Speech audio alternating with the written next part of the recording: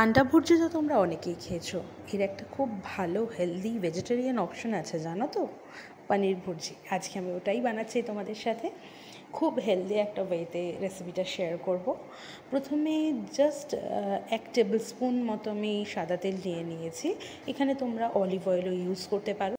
1 spoon জিরে আর শুকনো লঙ্কা দিয়ে আমি পেঁয়াজটাকে হালকা ভাজা ভাজা করে নিয়েছি। তারপর ছোটো 1 স্পুন আদা গ্রেট করে রেখেছিলাম, সেটা দিয়ে দিয়েছি।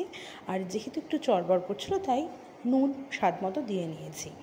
এরপর একটু নাড়াচাড়ি করে যখন দেখলাম যে পেঁয়াজটা আদাটা ভাজা ভাজা হয়ে গেছে, ওর গন্ধটা বন্ধ হয়ে যাওয়ার পরই আমি এই ছোট্ট ছোট্ট ডাইস করে রাখা আলু দিয়ে দিচ্ছি। এক্ষেত্রে তোমরা আলুটা স্কিপ করে অন্য কোনো যদি ভেজিস থাকে সেটাও দিতে পারো। একটু ভাজা হয়ে গেলে গাজর দিয়েছি আর দিয়েছি ক্যাপসিকাম। সব সবজিগুলো হালকা ভাজা ভাজা হয়ে গেলে এরপরে আমি আস্তে আস্তে মশলা দিয়ে দেবো। 1 পিঞ্চ হলুদ গুঁড়ো দিয়েছি আর হাফ টিস্পুন করে জিরে গুঁড়ো এবং ধনে গুঁড়ো দিয়েছি, এবং আরেকটা জিনিসও দিয়েছি হাফ টিস্পুন চিনি। এক্ষেত্রে তোমরা সেটাকে স্কিপও করে যেতে পারো। তারপর আবার একটু ভাজা ভাজা করে অল্প একটু প্রয়োজন মতো জল দিয়ে জিনিসটাকে একটু কষিয়ে নেব। অ্যান্ড তারপরেই আমরা দিয়ে দেব গ্রেট করে রাখা পনির। এখানে আমি 50 গ্রাম মতো পনির ইউজ করেছি। সেই পনিরটা দিয়ে নাড়াচাড়া করব বেশ কিছুক্ষণ।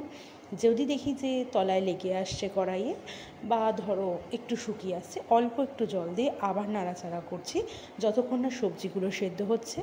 আর হ্যাঁ, মাঝখানে আমি একটুখানি কেচাপ দিয়েছিলাম, ওই ধরো 1 স্পুন মতো কেচাপ দিয়েছিলাম।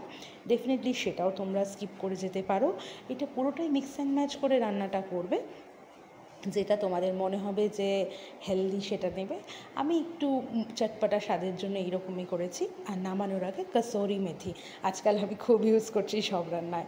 কেমন লাগলো জানিও, বাড়িতে নিশ্চয়ই বানিয়ে ট্রাই করো। আর হ্যাঁ, লাইক কমেন্ট করতে ভুলবে না। যদি এইরকম রেসিপিস এবং আরও ভিডিওস দেখতে চাও, ডেফিনেটলি সাবস্ক্রাইব করো।